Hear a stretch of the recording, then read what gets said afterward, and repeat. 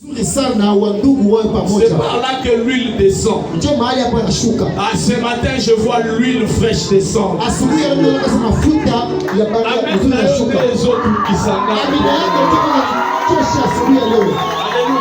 Amen. Je voulais te rassurer une chose, que tu ne seras pas déçu ce matin. Tu ne sortiras pas tel que tu es entré ce matin. Il y a quelque chose que le Seigneur fera ce matin. Si tu le crois, envoie-moi un amen de gloire. Alléluia. Amen. Je rends grâce à Dieu encore pour cette opportunité. Je crois que par sa grâce, c'est le dernier dimanche que je vais passer avec vous à Kalemi. Parce que le devoir m'appelle, il y a beaucoup de choses qui m'attendent. Mais j'ai été béni par mon passage ici. Alléluia. Amen. Je suis béni. Je rends grâce à Dieu aussi, je remercie l'homme de Dieu. Le pasteur Dieu donné.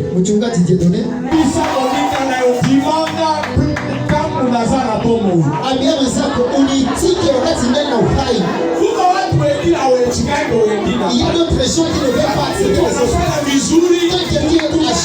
Il faut l'accepter.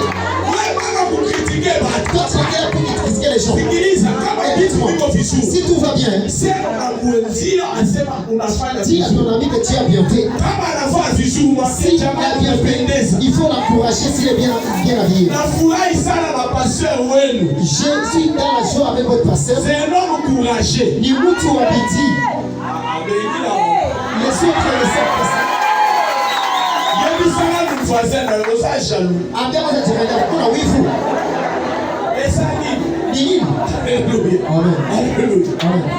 mon frère, félicitations. Je suis content de voir l'œuvre continuer. Et surtout à Kalemi. Ce n'est pas facile, je vous dis. C'est pourquoi vous devez soutenir cet homme.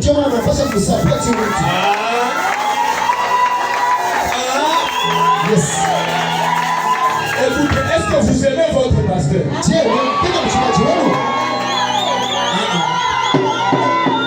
Vous dites pas là au pasteur ou est loin?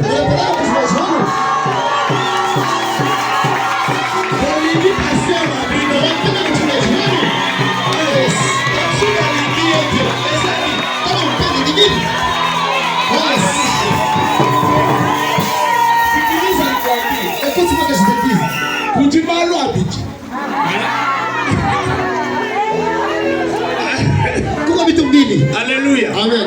Pour la vie du vieux. Il y a deux choses. Alléluia. Amen. Il y a l'amour de la parole et l'amour d'œuvre.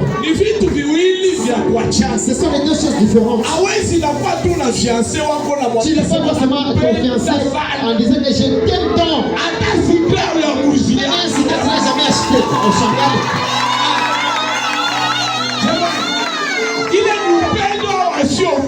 Ça c'est l'amour, ce n'est pas l'amour. L'amour c'est le seul enfant. Quand tu dis que tu aimes ton pasteur, il faut que les œuvres soient manifestes pour lui. D'abord que je puisse te dire les choses de Dieu. Ce matin je parlerai comme un père. Parce que je suis aussi un père de beaucoup d'enfants. Je suis un père. Et vous changez Bwana makofi. Alléluia. Amen. Amen, amen. Amen. Je vais te parler comme un père ce matin. Et les conseils que je vais te donner ce matin, s'il arrive que tu m'oublies, n'oublie pas ce que tu vas écouter ce matin. Alléluia. Amen. Parce que ça va te bénir.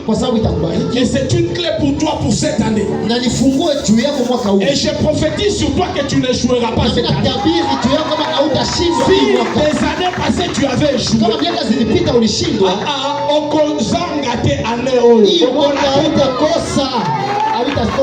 amen, amen.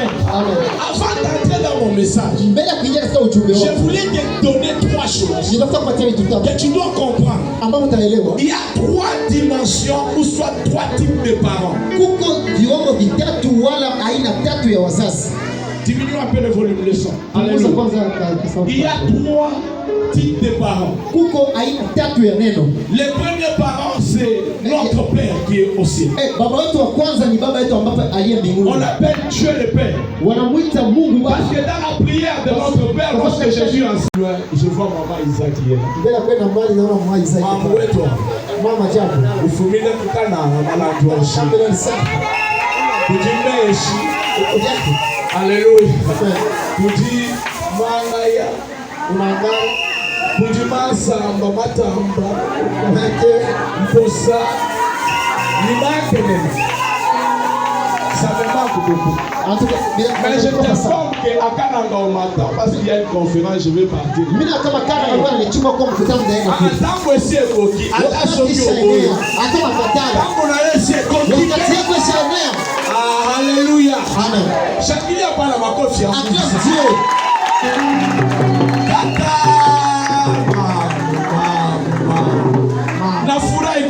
Je suis content de te voir. Beaucoup de jours. Ça c'est une moment de servant. Ça c'est pour moi. Alléluia. Amen. Maman Jambo. Alléluia. Amen. Lui c'est notre maman. La maman Bishop. Maman mchungaji. Elle mérite l'honneur. Anastahili heshima. Parce que c'est une femme forte. Quand vous voyez les choses comme ça, il faut encourager. J'ai reçu le bishop à Dar es Salaam. Nous avions eu de bons moments avec lui. Lui, c'est vraiment un ami et un frère. C'est pourquoi quand je suis ici c'est chez moi. Je peux arriver ici, même si je trouve un pasteur péché. Alléluia. Et puis chacun a pas la cause. Alléluia. C'est pourquoi soyez la bienvenue. Parmi nous, on ne pouvait pas prêcher sans vous présenter. Je viens de parler avec le bishop ce matin. Il est très content et il a salué aussi l'église. Alobi anasema Sabino Ali nibambia anawapenda ya sana. Amen, amen. J'ai parlé quoi? Il y a 3 dimensions des parents. Le premier père, c'est le père. Notre papa qui est aussi. Même si tu es orphelin, même si tu n'as pas de papa, sache que tu as un père aussi. Et puis c'est un père pas comme les autres. C'est un père responsable. Est-ce que nous pouvons acclamer pour lui parce qu'il est le deuxième type de père, c'est les parents spirituels. Est-ce que vous avez un père spirituel? Vous avez un père ce matin. Vous avez un ange de la maison. C'est qui votre père? Mais il est là. Est-ce que nous pouvons acclamer le Seigneur?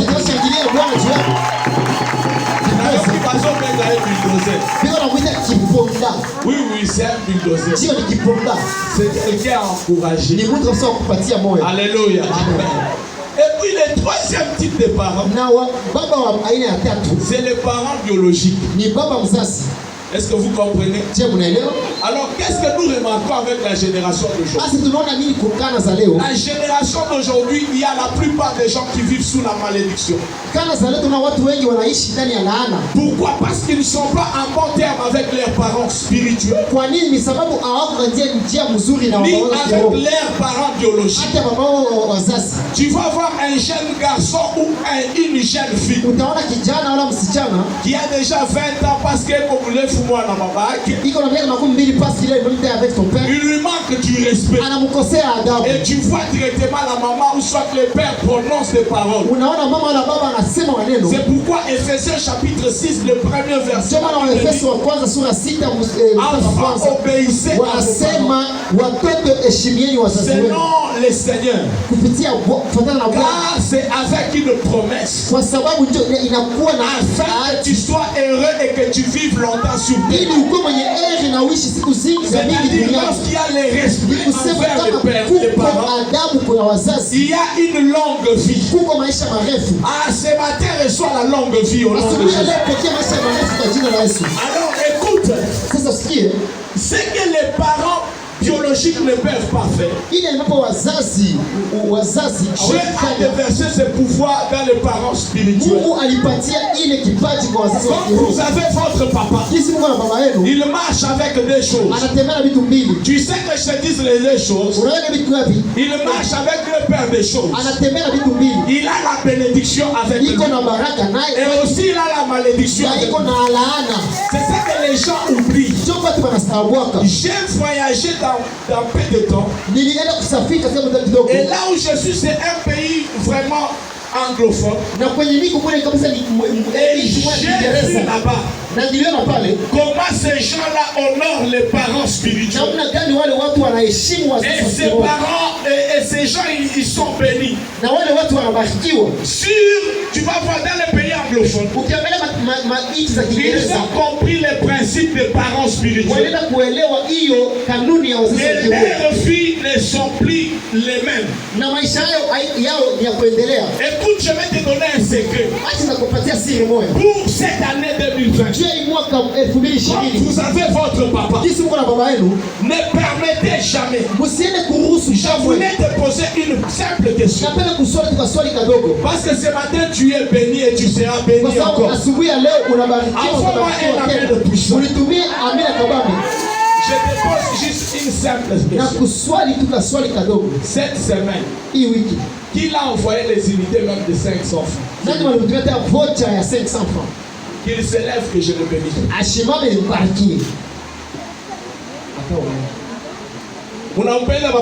Vous aimez votre père? Oui, je vois que les oui sont Nini. Qu'est-ce qu'il y a? Nini. Qu'est-ce qu'il y a? Aimer, ce sont les œuvres. Est-ce que cette semaine, tu l'as demandé? Ou soit tu l'as appelé au téléphone, ou tu l'as bipé? Je m'étonne. La plupart des enfants de Dieu bipent même les pasteurs.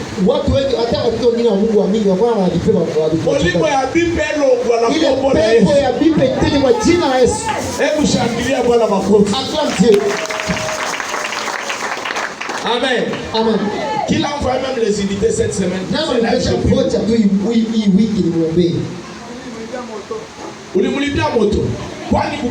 Viens, je vais te bénir. Viens, je vais te bénir. Oui. Viens. Et toi? Tu as fait. Tu as payé. Oui. Viens, je vais te bénir. Je laisse payer les transports. Que Dieu te passe une moto cette année. Alléluia. Et que Dieu te bénisse abondamment. Et qu'il te donne aussi une moto. Bien baissé. Alléluia. Amen. Barikiwa mama. Alléluia. Na wewe ulimlipia moto. Ulimwisha maji. Là c'est pour vous. Barikiwa. Sois béni. Naona sasa. Je vois kuna watu wanampenda pastor. Les gens qui aiment leur pasteur. Na wewe ulimlipia moto. Sukara. Mama. Barikiwa. Sois béni maman. Alléluia. Amen. C'est tout. Comme ça. Laisse-moi que je donne un secret. C'est la chose que nous allons faire aujourd'hui. Dieu m'a dit que nous puissions honorer notre Père. Aujourd'hui, nous sommes censés de bénir notre Père. Toi, tu refuses. Toi, tu as une haine et tu es égoïste. Alléluia. Amen. Dis-moi en Bible. nous devons bénir quand même notre papa. Alléluia. Amen. Ça, c'est un grand travail à encourager. Et surtout à Calémie. Amen. Nous sommes dans le livre de Marc, chapitre 5. Avant Marc, nous pouvons prendre Exode 32. À partir du premier verset. Exode 32. À partir du premier verset. Exode chapitre 32, nous lisons.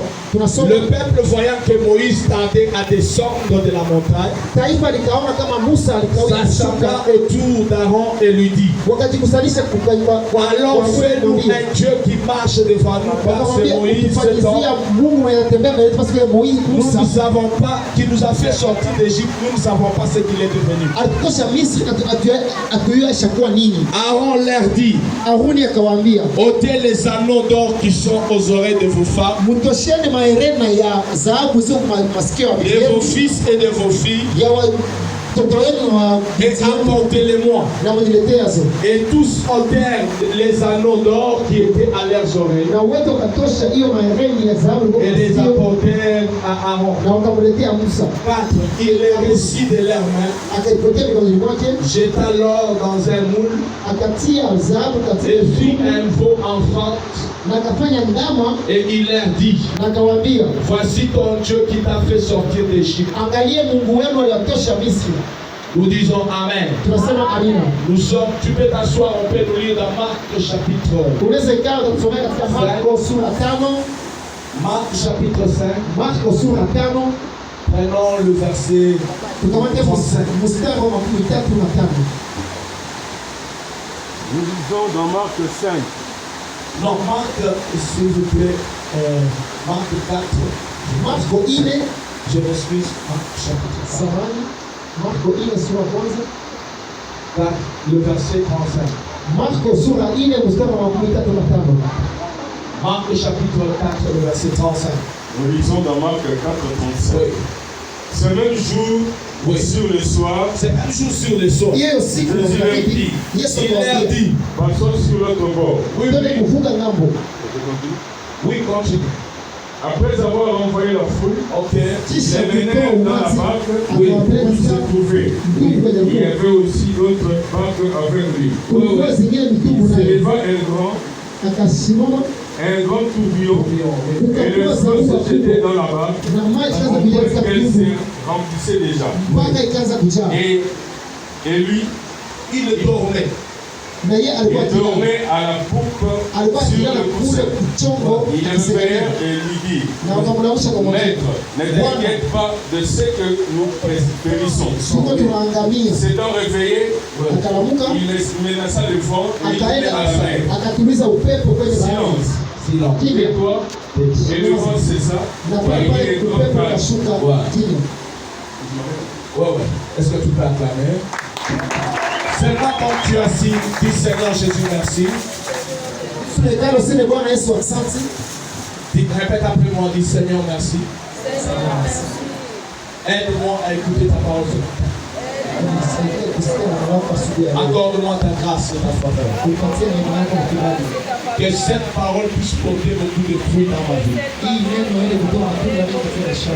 Au nom de Jésus-Christ. Amen. Amen. Gloire au Seigneur. Est-ce que nous pouvons acclamer en Bien-aimés dans le Seigneur, toute cette semaine nous avons parlé.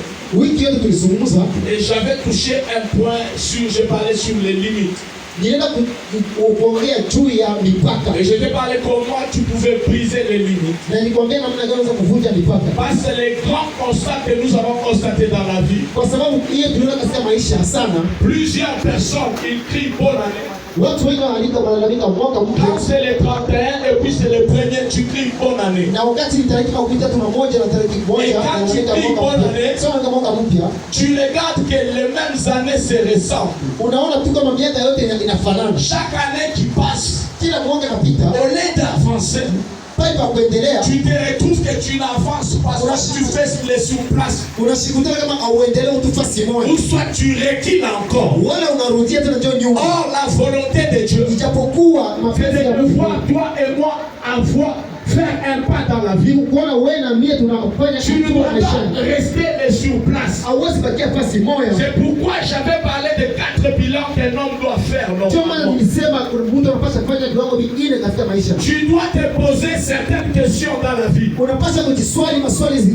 une année commence, tu reviens en toi-même, tu te regardes. Tu dis, est-ce que j'ai marqué le pas ou soit j'ai reculé dans la vie?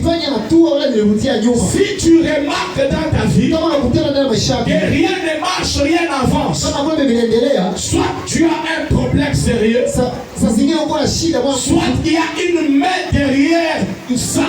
Or, la volonté de Dieu pour nous dans cette année, c'est de nous voir sur tous les 4 plans de la vie,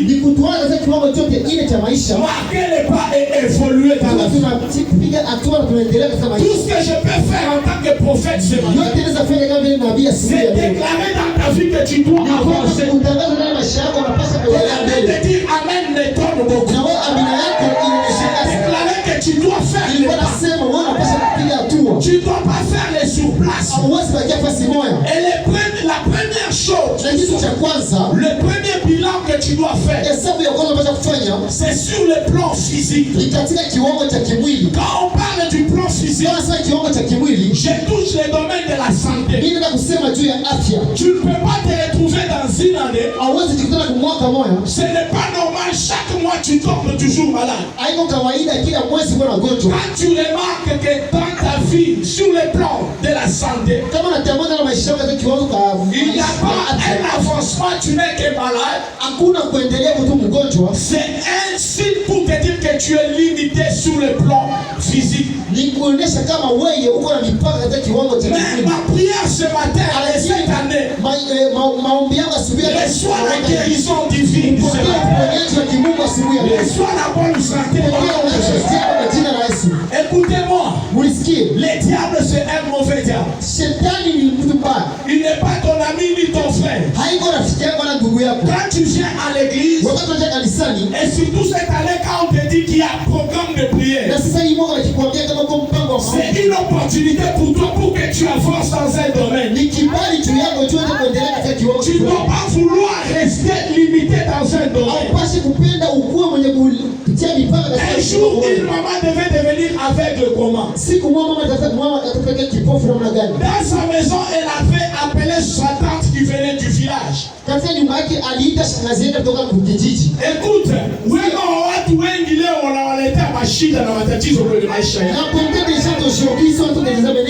Wema wako tellement que unapita sana unapokea na shetani ndani kwako.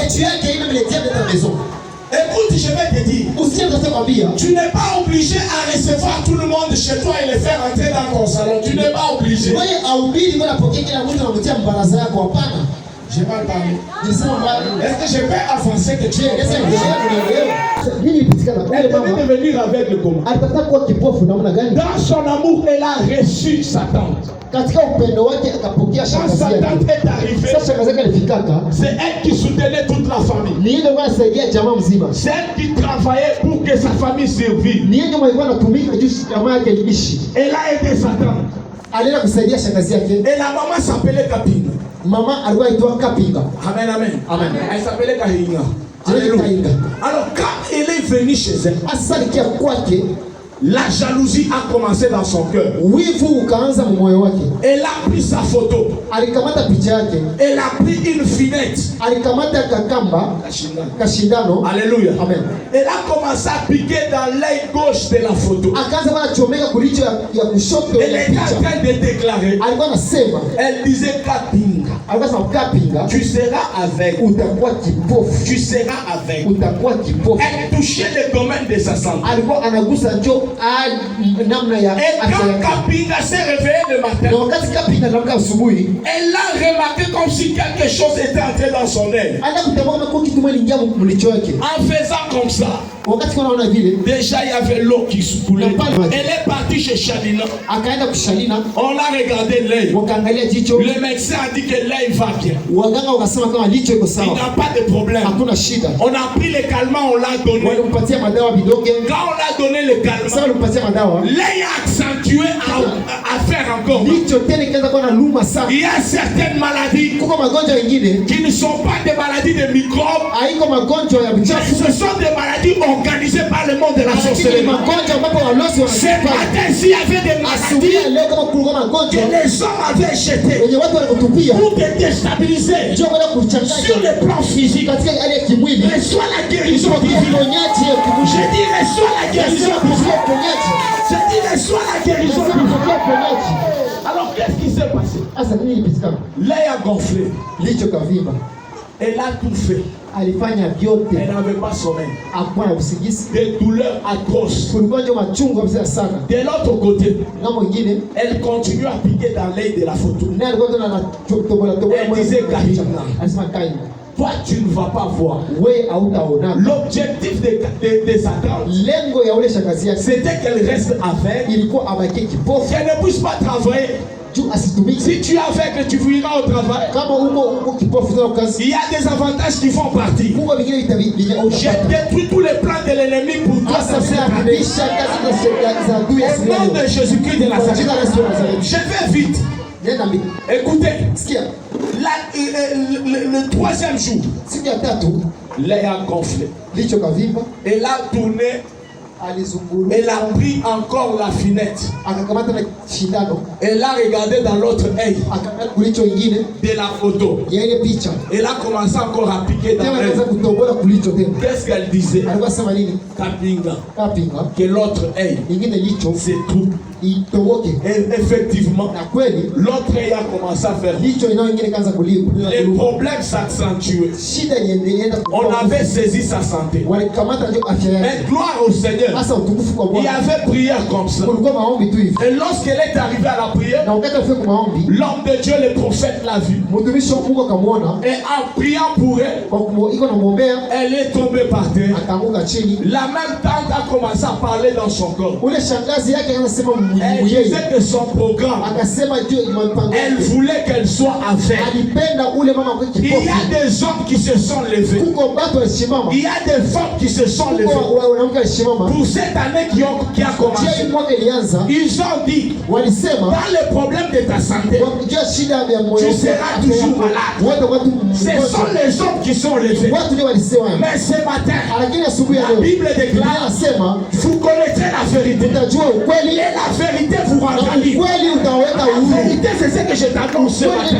S'il y avait une réalité de son, oh, reçois la guérison ce matin. Reçois la guérison ce matin. J'ai parlé encore sur le plan financier. Et sur le plan matériel, et sur le plan spirituel, 4 choses. Si tu maîtrises ces 4 choses, tu es le plus heureux cette année. Est-ce que tu peux dire amen que j'avance? Tu peux encore accentuer un amen que j'avance. Alors je parlais sur le plan matériel. J'ai dit plusieurs personnes, ils vivent toujours, chaque année, toujours avec les mêmes choses. Ce n'est pas aussi mauvais que Dieu transforme même ton salon. Il transforme même ta chambre. Regarde un peu ta chambre, comment ça est. Il y a plein de pagnes là-bas dans ta chambre.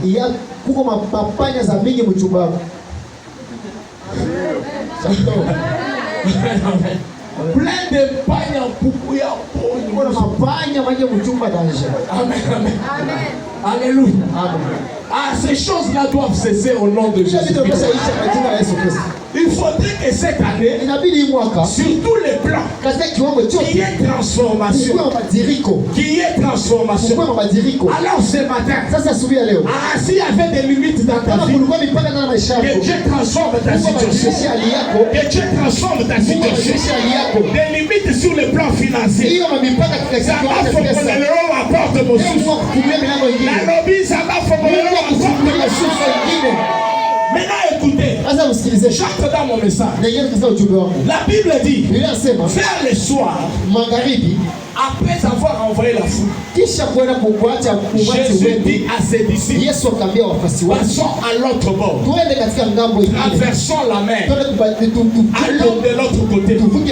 C'était une parole qu'il leur avait dit. Mais lorsqu'ils sont arrivés en pleine mer, la Bible dit, l'atmosphère a changé. Les vents a commencé à souffler. C'était très difficile. Et la Bible souligne qu'il lui dormait.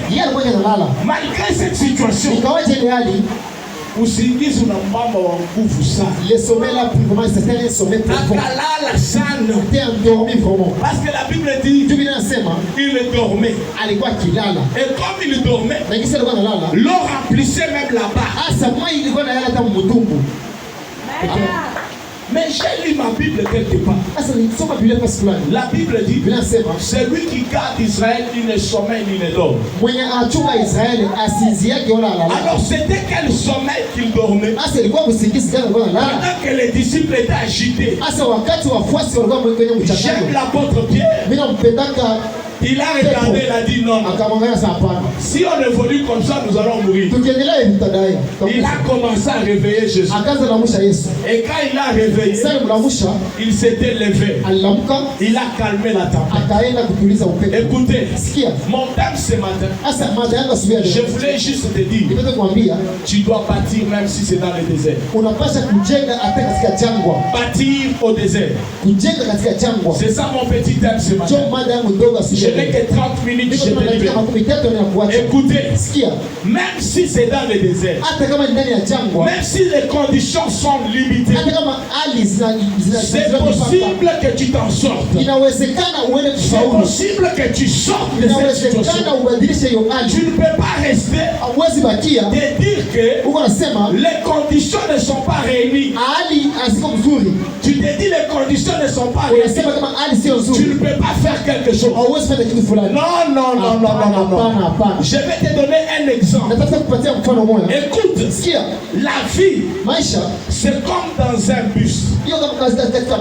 Et dans le bus, ici nous avons des bus. Hein? Les bus quittent d'où vers où? Qui c'est pour les 4 points? Nous n'avons qu'une seule route pour. Que Dieu aide. Amen, amen. Alléluia. Amen. Et tu prends le bus 4 coins. La destination c'est où? C'est qui c'est beau, n'est-ce pas? Et de qui c'est beau? Ou soit des 4 coins. Pour arriver à qui c'est beau? Il y a combien d'arrêts? Il y a quand même des arrêts, non? Et dans ces arrêts, nous voyons des gens qui descendent, les autres qui montent. N'est-ce pas ça? Mais la destination c'est où? C'est qui c'est où? C'est comme ça la vie. Écoute, il y a des hommes qui viendront dans ta vie pour un moment. Après ils vont descendre.